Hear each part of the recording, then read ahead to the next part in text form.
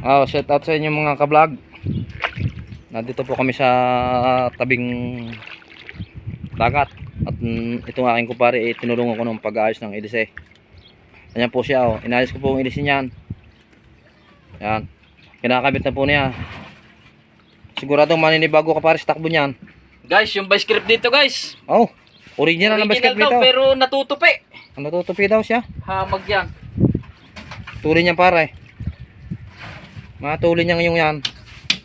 Sa ganda nga ng ayos ng ilise, nakaw.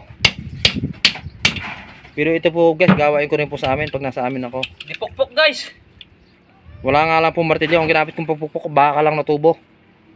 Pero sa amin guys, ang gawain ko ilise din, minsan ihe, nagtutuwid ako.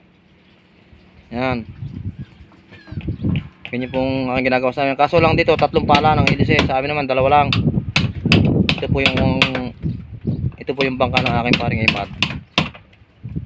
Napakadami po ng bangka dito mga ka-vlog. Ayan po ang bangka namin. Ayan. Ito po ang bangka namin, padalawa dito. Simula sa isang ito, padalawa yun ang bangka namin. Yan. Ito po yung totoong pinoproblema yung kanyang ilisit. Ano daw, kiludaw daw ang puno. Di inayos ko naman.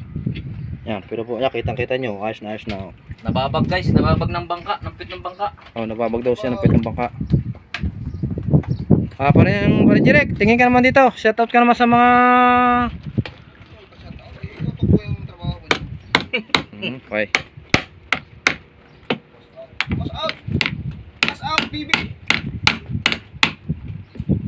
You baby. Wala pala tayo parin kasama dito, no? Nagsiuwi na sila. Makakalaot na kami bukas. Pag mayawaan Diyos at kalma. Pero parang hindi pa yata kalma na, no? Kalma bukas. Makalma kaya yan? Hawak na natin kaya ang ano? Hawak natin yung wider. Tama. Ay ano ba? Hindi pa katapos yan. Bakit? Pag nalaglag hindi mo na maabutan yan, ano? Panibago na naman bili. Susugbuhin. Okay na to.